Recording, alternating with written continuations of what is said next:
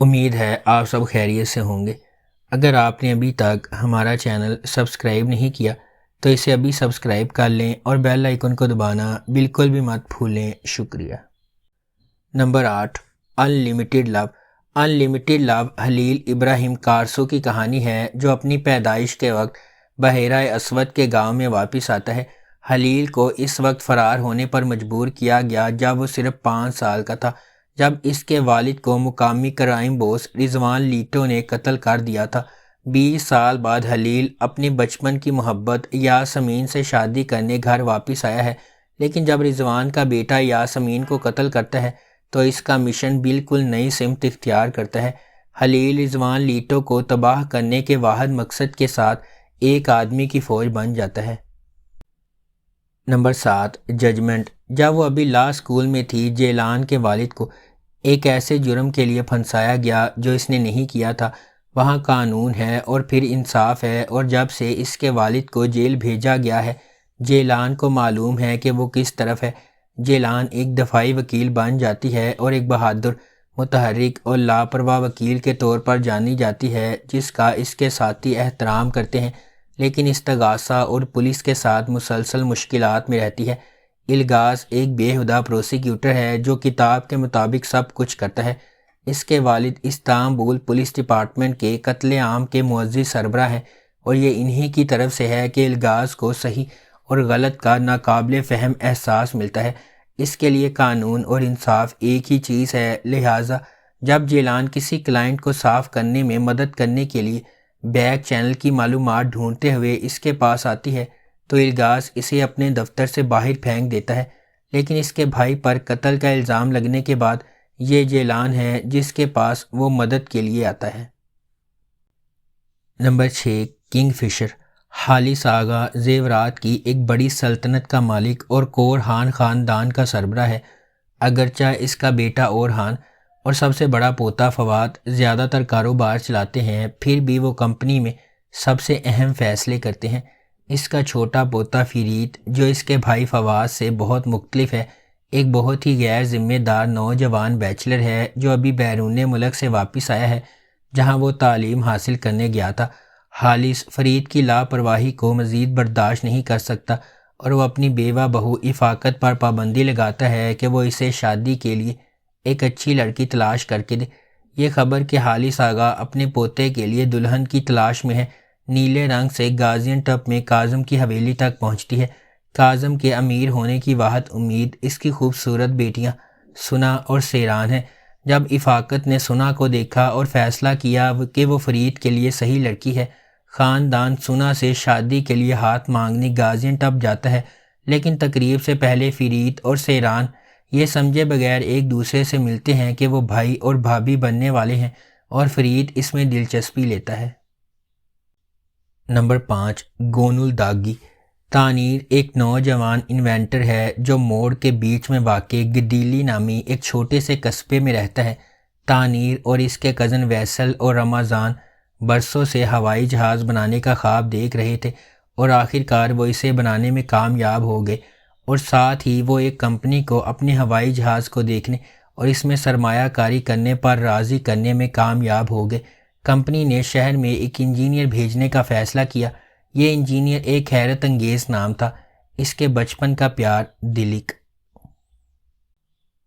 Number 4، انجی تانے Larry. اعظم، جو اپنی بیوی اور 2 بچوں کے ساتھ خوشگوار زندگی گزار رہا ہے، ایک ادب کا استاد ہے جو اپنے طالب علموں کو پسند کرتا ہے۔ اس کی زندگی ایک ہی رات میں مکمل طور پر بدل جاتی ہے جب وہ اپنی بیوی کو قتل کرنے کے جرم میں جیل جاتا ہے۔ تاہم حقیقت مختلف ہے۔ اس کی چھوٹی بیٹی غلطی سے اپنی ماں کی موت کا سبب بنتی ہے، اور اعظم اس کی حفاظت کے لیے ذمہ داری قبول کرتا ہے۔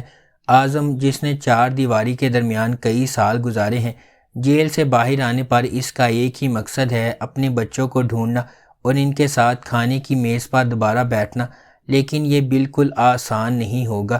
جب اسے قید کیا گیا تو اس کے بچوں کو ریاستی تحفظ میں لے جایا گیا اور وہاں سے انہیں مختلف خاندانوں نے گود لیا۔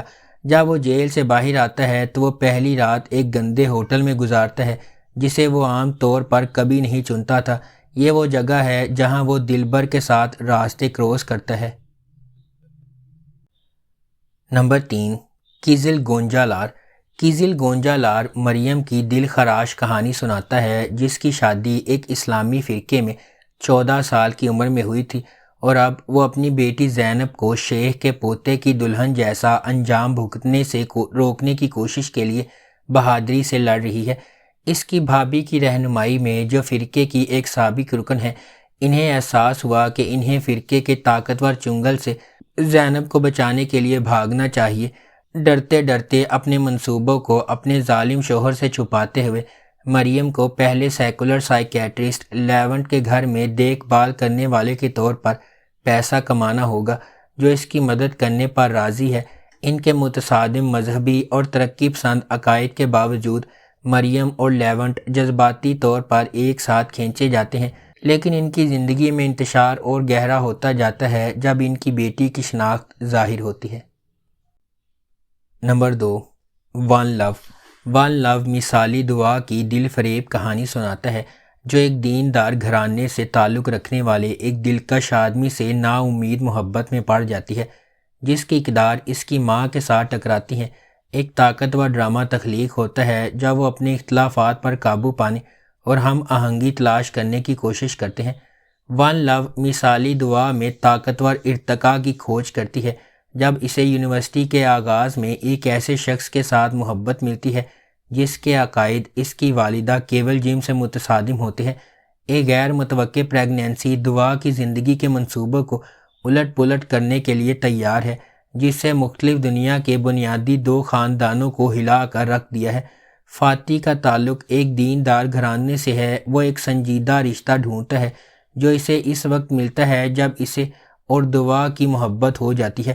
ان کے رومانس کے بارے میں کیول جیم کی خدشات اس وقت پورے ہو جاتے ہیں جب اس کی بیٹی پریگننٹ ہو جاتی ہے۔ فاتح اسے خدا کی طرف سے ایک تحفے کے طور پر دیکھتا ہے، لیکن کیول جیم نے خبردار کیا کہ یہ دعا کی زندگی کو تباہ کر دے گا اور اسے ابورشن پر قائل کر دے گا۔ نمبر 1، بہار۔ بہار 20 سال پہلے میڈیکل اسکول سے گریجویشن کرتی ہے، لیکن اس نے میڈیسن میں کریئر بنانے کے بجائے گھریلو خاتون بننے کا انتخاب کیا۔ اس کی شادی کامیاب سرجن تیمور یاووزولو سے ہوئی ہے، اور اس نے اپنی زندگی اپنے شوہر اور بچوں کے لیے وقف کر رکھی ہے۔ بظاہر خوش نظر آنے والا یاووزولو خاندان بہار کی بیماری سے ہل گیا ہے۔ بہار کے ڈاکٹر ایورن اسے بچانے کے لیے پرعزم ہیں اور کہتے ہیں کہ اس کا واحد حل جگر کی پیوند کاری ہے۔ خاندان میں واحد ہم آہنگ جگر تیمور کا ہے۔